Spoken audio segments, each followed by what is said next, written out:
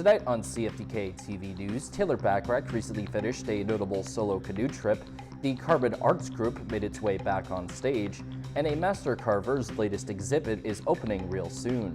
Northwest BC's only television news team. We are CFTK-TV News. Good evening, I'm Cale Maslin, and here's what's making the news in the Northwest and beyond for today. In a bit of news that was revealed publicly by the Thornhill Fire Department, they managed to put out a local blaze that burnt down both an RV trailer as well as a shop. The department got word of the fire later in the evening on August 3rd, with the blaze being located on the 300 block of Old Lake House Lake Drive. As of right now, it is not currently known what the official cause of the fire was, and the Thornhill Fire Department is in the midst of investigating what happened.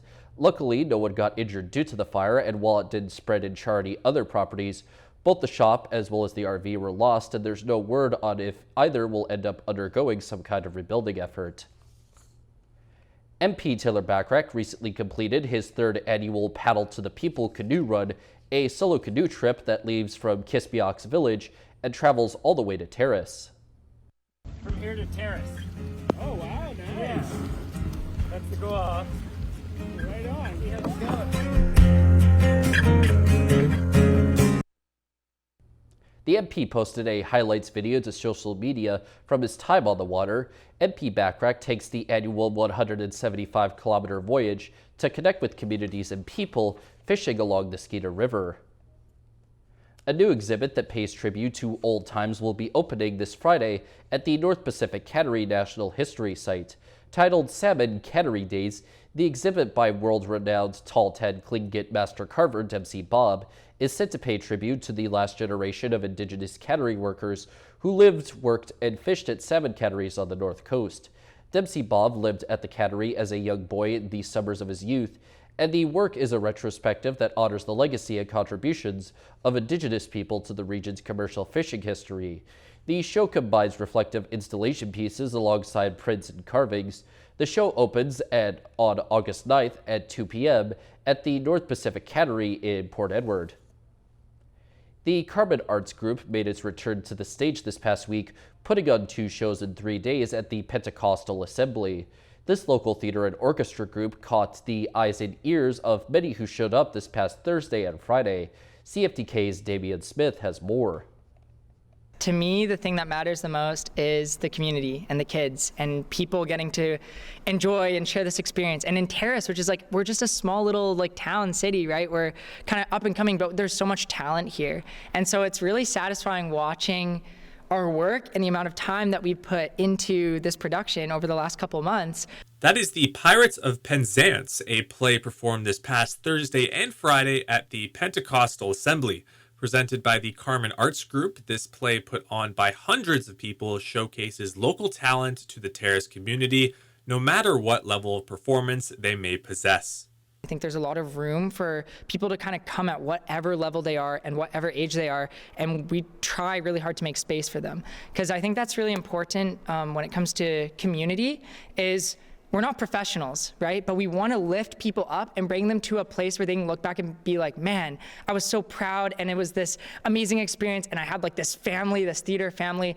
And so all of that kind of goes into a production. Our shows are by no means perfect, but what we try to do in our directing is create lots of opportunities to be allowed to mess up and still be in the show. You know, throughout the show, if people are off, we try and catch them. I help sing them in. The people on stage have their back. Christina and Magda and Paige have done like such an excellent job in fostering like such a warm and caring community who like all support each other. I've seen it where it goes the other way. Now the group recommends anyone in particular to reach out if they have any interest, especially children, with fall programming right around the corner.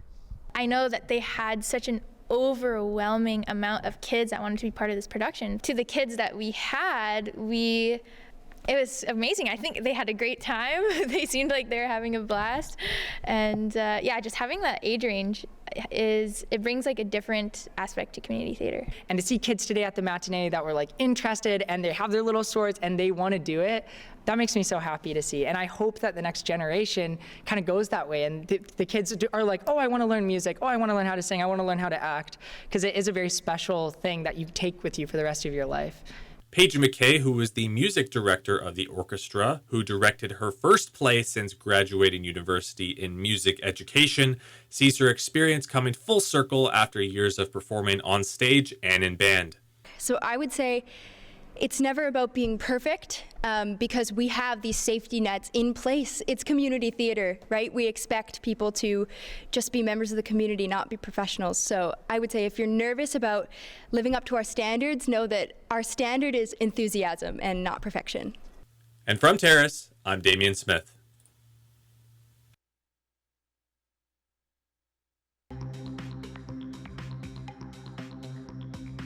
Coming up next, a weekend shooting in Surrey has people on edge. Welcome back. People living along the Fraser River are describing the sound of surging waters after the landslide blocking the Chilcotin River broke free. Lillooet and District Rescue Society Chief Max Paulus says the water made an abnormal roaring sound as it approached in the early morning darkness. A short distance downstream, Lytton First Nation Councillor John Hauken says he estimates the Fraser rose about 3 meters in his community before leveling off. He says the height of the water was similar to a typical spring runoff, but the river was filled to the brim with broken trees and other debris. A building that was under construction in the Vancouver area suddenly caught on fire earlier this week, and although it was certainly quite damaging to the lives of people and the surrounding area, as most fires are, it does seem like it could have ended up being even worse than it was, but not much worse. CTV's St. John Alexander reports. This was so intense, the fire chief described it as a type of firestorm. Holy! So ferocious, so demanding. I'm a nurse. I gotta go over. Firefighters had to give it everything they had. We are very fortunate we did not lose that whole block or even more. 6:30 Tuesday night, the 6-story wooden building under construction suddenly burst into flames. We heard several explosions and we assumed it was maybe gas. The smoke so thick, so black, it was easily spotted kilometers away. If you look across the street on 41st, the heat was so intense that it literally melted the siding off of homes. Then the crane seemed to spin round and finally collapsed. Well, I ran 7 blocks down here because we didn't know if it was an airplane, what the explosion was. When you can see how close this crane came, it actually landed on a house, in the middle of a house, and an individual was trapped inside that house. Meanwhile, thick embers spotted as far away as Pacific Rim National Park were landing on houses. Firefighters were in jeopardy of losing 9. They saved them all except 2. I don't know how to say. It's very painful for us. These refugees from Kenya were renting one of those homes. Everything, including their documents, has been lost. We don't know who to call. The hotel tells us we only have up to tomorrow. Tomorrow at 11, same time. We've not had breakfast, we've not eaten. Could you save anything from the house? No, even my medicine, nothing. Even you can't look my bed, it's like it's charcoal, everything. And there are those whose houses are still standing, but for now, can't go home. It's still not safe. St. John Alexander, CTV News, Vancouver. People in Surrey's Newton neighborhood are on edge after a hair salon was riddled with bullets on Sunday night. As CTV's Kevin Chirac reports, the business owner has no idea why his shop was targeted. The owner of Souk Haircut didn't want to go on camera, but tells me he was shocked and terrified when he learned what happened, namely because he works with his 3 teenage sons and is fearful it could happen again. Very fast, doom, doom, doom. Yeah. Lalit Yadav was closing his restaurant when he says he heard 4 loud noises around 11 p.m. Sunday night. We are scared, like, in this plaza, like public place, there is a lot of residents here, right? We are very scared for that. It's not good for our community. The barber shop was closed at the time when several shots shattered the business's front window. The plaza on 72nd Avenue is home to businesses on the floor level and condos above. I sometimes walk home because I live so close, and it's pretty scary that what if it was one of us was here, or you were just walking. It could be anything. The barbershop owner says he's never seen anything like this at any of his 3 locations in Surrey. They are very nice guys. I go every time there. Harinder Griwal is a regular client and was shocked to hear what happened. When I see that, I am scared very much. What happened to this one? That's a very nice, guys. What happened?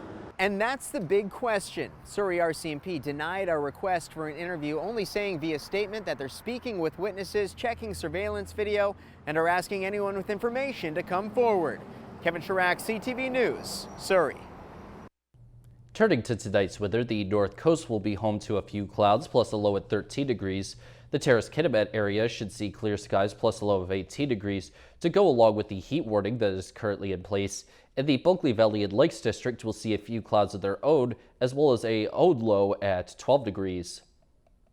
On the north coast, the week for them will see mostly rain and clouds, but still have some sun mixed in too, and a high shifting from 19 to 16 degrees. In the Terrace-Kitimat area, their upcoming week will be mainly mixed sunny and cloudy days, with a mainly sunny day and rainy day in there too, as the high bounces between 31 and 22 degrees. And in the Bulkley Valley and Lakes District, the next week or so should see a couple of purely sunny days, around some mixed sunny and cloudy days, while the high moves from 31 to 24 degrees. Checking out the highways now, visit Drive BC for the latest and up-to-date conditions, and as always, drive safe out there. On Highway 16, there is a special travel advisory: crack sealing, utility work, bridge maintenance, construction work, road sweeping, pavement patching, and the Usk Ferry is out of service due to the low river level. On Highway 118, they have some bridge construction. Highway 37 has some bridge maintenance, road sweeping, and more maintenance. 37A has maintenance too, and some road sweeping on the Nishka Highway. And this is what the roads were looking like this afternoon around the region from the View of the Province's highway cams.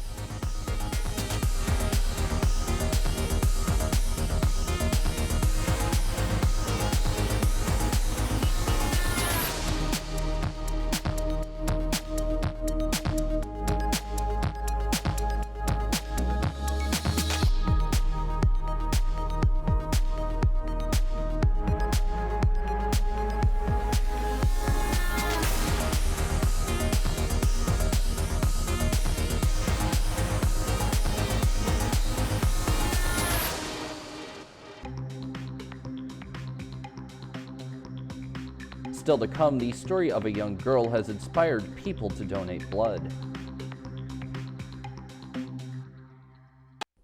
Welcome back. The people at Kitsilano made their return to their local pool after it was closed down for a while so it could undergo expensive repairs. But now other somewhat divisive pool-related developments are taking place as well. CTV's Mark McMahon has more of the details. Dozens of people were ready to hop in right away at 8 a.m. after $3 million worth of repairs to the Kitsilano pool made a reopening possible, following all of that uncertainty. This is where I come. This is my summer thing, you know, so I was very disappointed to hear it wasn't, and then it was, and then it wasn't, and now it is. So And now we're going. There we go. I think it's spectacular. I think it's a real asset to the city. Oh, it's amazing. So excited, so happy to be back in the pool. And yeah, just makes the summer. A rare moment of shared success for the park board and city council, which have been at odds. The repairs that have been done and the liner that was ordered back in December will end up adding 2 or 3 years to the life of this, to at least buy us time to come up with that. Now attention turns to a new kids pool, one the mayor hopes to partially fund with naming rights, and that's prompting mixed reaction from the public. There will be sponsorship opportunities for, individuals or corporations to, sponsor the naming of the facility or different parts of it. I don't think I've heard about it, but they can call it whatever they want as long as it's open. Now we're looking for corporate sponsors and sort of, it just doesn't feel right. I'm okay with there being a sponsor because at the end of the day, everybody just wants to go for a swim. And if that money supports it and makes it happen, then hey, that's great. More power to them. The pool will be operational later than usual and will be open until September 22nd before the next phase of repairs takes place over the off-season. Martin McMahon, CTV News, Vancouver. Next up is a story that serves as a great reminder of the importance of donating blood. It shows police officers committing to that cause as a way to honor the life and legacy of a young girl. CTV's Heather Sataran has more. Autumn was only 6 years old when she passed away after losing her brave fight with stage 4 metastatic neuroblastoma. But her parents say her short life could have been even shorter if it weren't for more than 80 blood transfusions. Like her progression of the cancer moved so rapidly and quickly. If one day she didn't get the blood, she could have been dead the next. And that's how scary it was. Before and after a transfusion, like day and night. She would have bruising, she'd be really lethargic, and maybe a nosebleed here and there, and she'd get a blood top up, and platelets is only 40 minutes, get a transfusion, and she was running, an hour afterwards. So it was amazing that blood can, it's what it can do so quickly. In honor of Autumn, Carl Dovik's colleagues at Waterloo Regional Police are donating blood. It's one of the many things we do to try to help people give blood, because it really helps people in emergency situations that we deal with as police officers as well. Blood donations are needed now more than ever. It is higher now than we've seen in a decade. So we really need more Canadians to come out. They say blood is in you to give, but not everyone does. 1 in 2 Canadians is eligible to donate blood, but 1 in 76 does. So even if we could get that down to, 1 in 70, we would love that, right? Just a few more people coming out to sustain the inventory. Canadian Blood Services says the shelf life for blood is only about 42 days, so the need is constant. Someone, car accident victim, could use up to 50 units of blood. So that's 50 people donating for that one car accident victim. As for the Doviks, they're grateful for the support and the Sirens for Life blood drive campaign. And then it goes to kind of show the resiliency of our little Autumn and the courage and strength and the power she had to bring people together. It's got his sister's eyes. As Autumn's legacy of bringing people together to help others lives on. Heather Senerin, CTV News, Waterloo. Now for a look back at a fire last year that destroyed a town on Maui and ended countless lives, and how the local community is doing their best to heal from this tragedy. Rhiannon Ali from ABC News reports. 1 year ago today, the town of Lahaina on Maui was nearly burned off the map. I immediately knew that morning something was off. Just the way the wind blew. Left behind were barren landscapes of charred debris. At least 102 people were killed. 12,000 were forced from their homes. Today, the community says it is committed to rising from the ashes. The first year was about survival. The second year will be about rebuilding. Hawaii's governor yesterday toured a newly completed temporary housing project. A lot of housing is going to be going up in the next, say, month to 3 years. 83-year-old Tom Liu lost everything in the fire. His neighbors rallied around him, providing housing and support. And now he is rebuilding what was his dream home. I tell people that I actually lived in the aloha spirit. Everybody hears about aloha spirit. It's just saying, oh yeah, aloha spirit. But I experienced it. Officials say only a small fraction of the 4,000 displaced households are still staying in hotels. 2 major investigations into the fire and the government's response are still not complete. But days ago, a settlement was reached for the victims. The defendants, including the state, the county, and Hawaiian Electric, agreed to pay $4 billion to settle claims related to the fire. As the community heals, so does nature. We will be cutting out some more of the tree, but it's doing okay. This 151-year-old banyan tree, scorched in the fire, is coming back to life. And the tree's looking really well. Big, beautiful leaves on it. Matter of fact, it has fruit. It's fruiting, which is great. It has giant seeds all over it. Rhiannon Ali, ABC News, New York. And now we turn our attention to the stock markets for today. The Canadian dollar is down 3/100ths of a cent. The price of gold is up $30.90. Oil is up 96 cents. Natural gas is up 2 cents. Aluminum is down $12. In Toronto, the TSX is up 344.66 points. The Venture Index is up 7.86. In New York, the Dow Jones is up 683.04 and Nasdaq is up 464.21. Still ahead is a look at a man looking to make all of Canada proud through the vehicle of dance. Welcome back. Up next from Andrea Case is a profile of a Canadian man whose dance skills are so wizardly that he made the choice to adopt the word wizard as a moniker. This is his story as he goes to represent Canada at the Olympics. And here's Phil, who competes in breaking and is showcasing functionality through movement. Phil Wizard Kim is pure magic on the floor, whether it be a runway at the Lululemon Olympic kit launch, on a dance floor, or a hallway. Born in Toronto and raised in Vancouver, he was inspired after seeing a breakdancing crew on the streets of Van City in 2009. Fast forward 15 years later, he's one of the best in the world. My parents were always super supportive, but obviously in the beginning it was hard, especially when I said I wanted to do this as a career. But we're very lucky now that there's a lot more sustainable ways to make a living off of it, and the Olympic platform is another opportunity for that as well. He's already racked up medals, winning gold at the World Championships and the Pan American Games. I'm super excited to have breaking at the Olympics. Like you said, it's the first time. It's a great way to showcase breaking on a bigger platform, and I think people are going to love it when they see it in Paris. Competing in Paris at the Olympics at Place de Concorde, the largest public square in Paris, will be a first for Kim and his fellow competitors, as this is the first time the sport is in official contention. They will go head-to-head for 6 seconds twice in the first round robin, 3 times in the knockout phase, on a 6x6 meter dance floor, with a DJ spinning the music live. It's a great feeling. I mean, honestly, in most breaking events that I go to, I've always represented Canada. So when they announce me, they always say Phil Wizard from Canada. So that's something that I'm very proud of. But again, going to something like the Olympics, it's an even bigger platform. So to represent now not only myself, my crews, my family, but now my country on a bigger scale, I'm super excited. The men and women known as B-Boys and B-Girls will compete when the breaking competition begins on August 9th, with the B-Girls going head-to-head first and Kim and the B-Boys hitting the floor on August 10th. Andrea Case, CTV News. Homicide investigators are identifying the victim of a deadly shooting in Langley earlier this month in the hopes to further their investigation.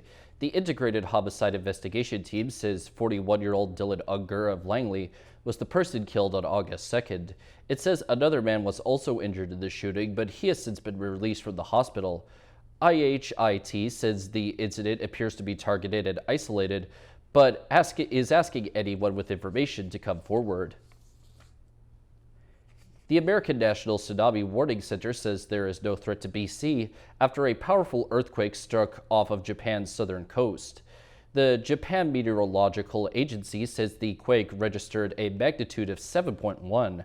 The agency says it was centered in the waters off the eastern coast of Japan's southern-made island of Kyushu at a depth of about 30 kilometers. It says tsunami waves of up to 50 centimeters were detected along with parts of the island's southern coast about half an hour after the quake, but the tsunami advisory has since been lifted for most areas. That is all of our news for now. From all of us here at CFTK-TV News, I'm Cale Maslin, and thanks for watching. We'll see you next time.